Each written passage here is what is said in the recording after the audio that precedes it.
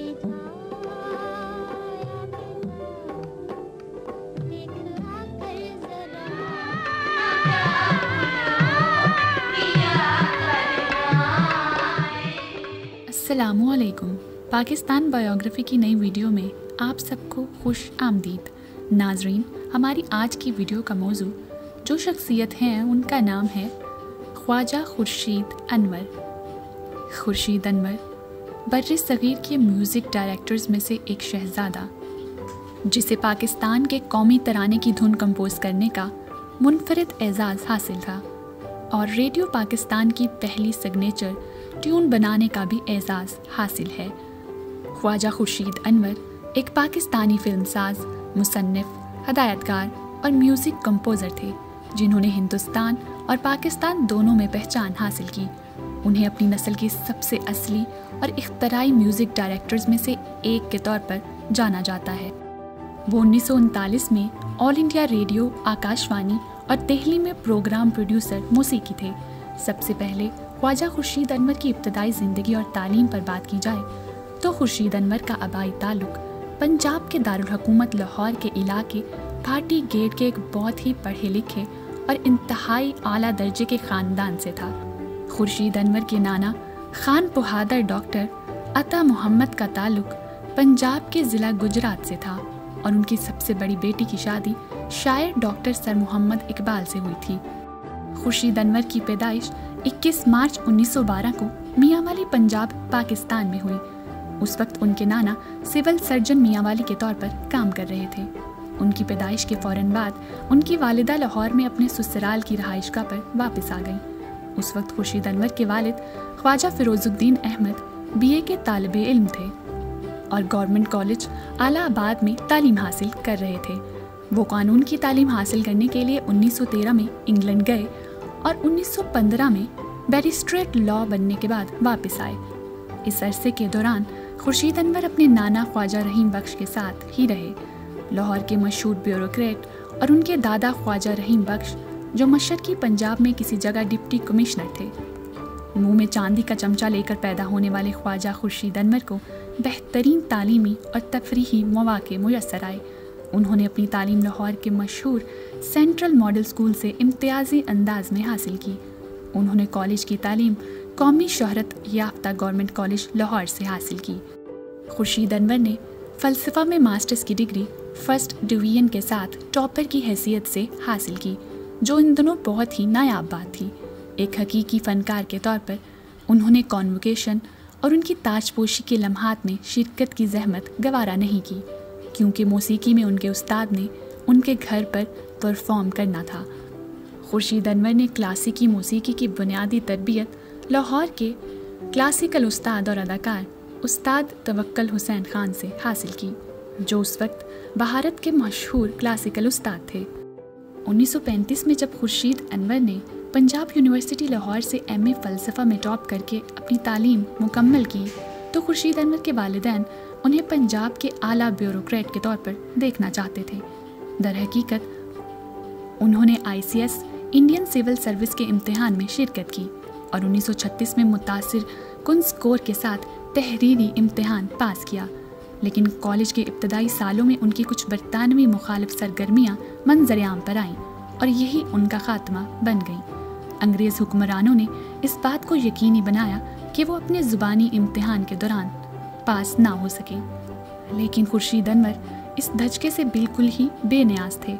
उनकी रूह और दिमाग मौसीकी में था और वो अपने शौक़ को जुनून की हद तक आगे बढ़ाना चाहते थे। इस मखसूस लम्हे से खुर्शीद अनवर ने पूरे दिल से मौसीकी के अपने शौक़ को आगे बढ़ाने का फ़ैसला किया। उन्होंने ज़्यादा से ज़्यादा वक्त अपने नामवर उस्ताद तवक्कल हुसैन खान की तालीमात के लिए वक्फ करना शुरू कर दिया और फिर 1936 में all India radio Delhi on air हुआ।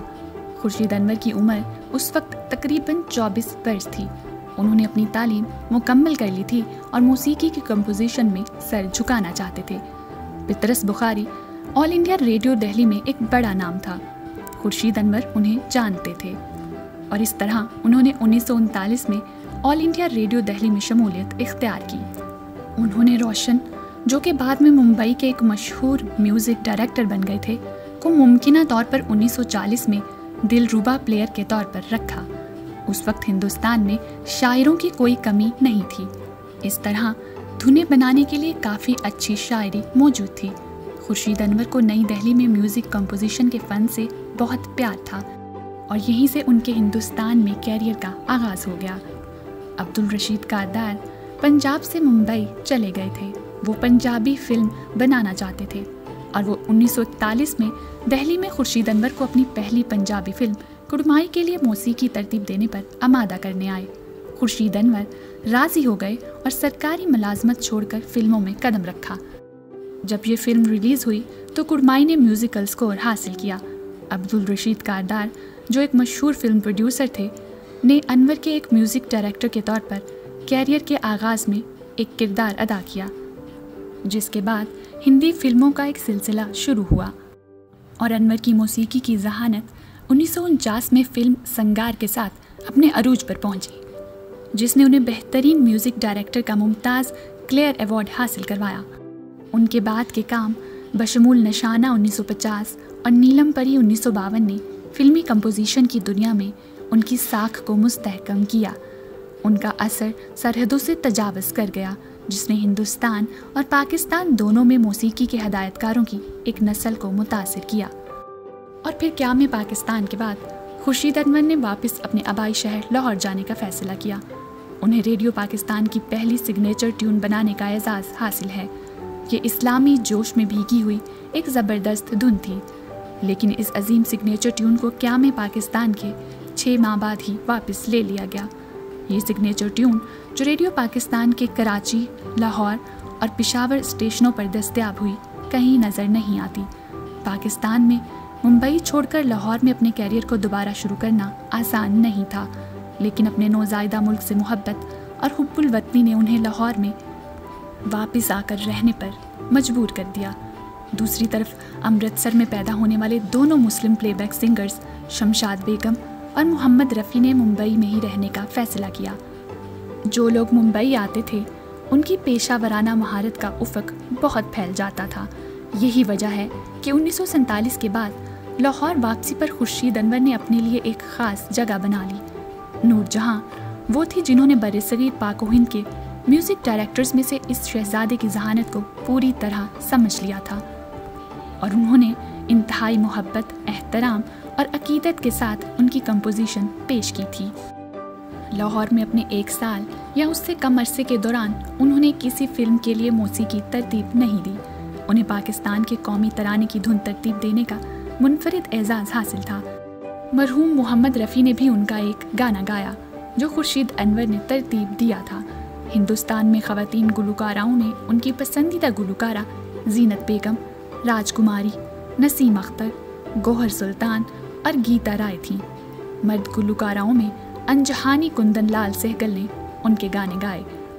खुर्शीद अनवर का हिंदुस्तान में कुछ नामुकम्मल कारोबार रह गया था, इसलिए जे.के. नंदा की दावत पर वो 1949 में मधुबाला स्टारर फिल्म सिंघार और एक और फिल्म निशानी की मौसीकी तरतीब देने के लिए मुंबई वापस आए।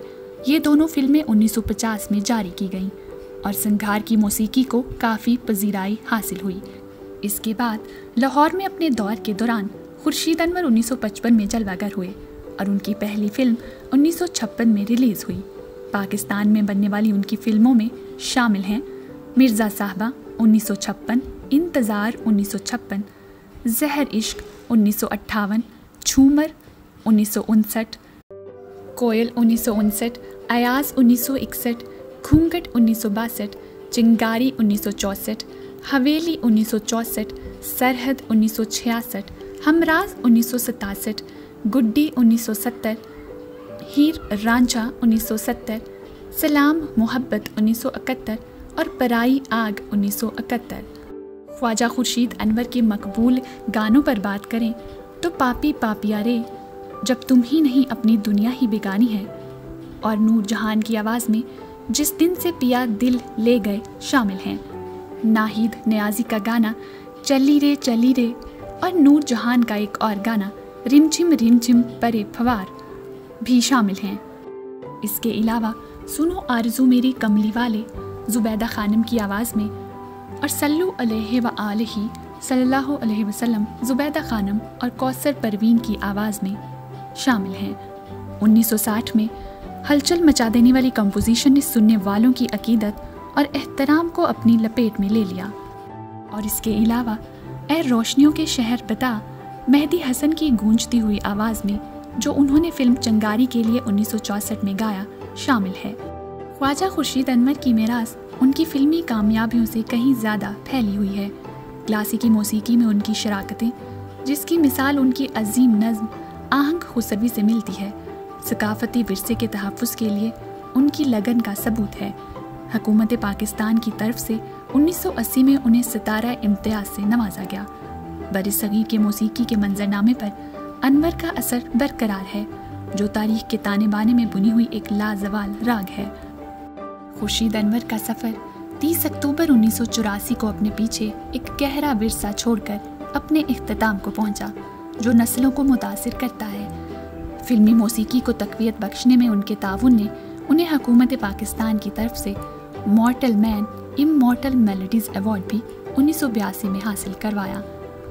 मौसीकी के विरसे को इज्जत देने के लिए उनकी कोशिशों को तस्लीम किया गया और उनका जश्न मनाया गया, जिससे उनकी हैसियत एक सकाफती आइकॉन के तौर पर मुस्तहकम हुई।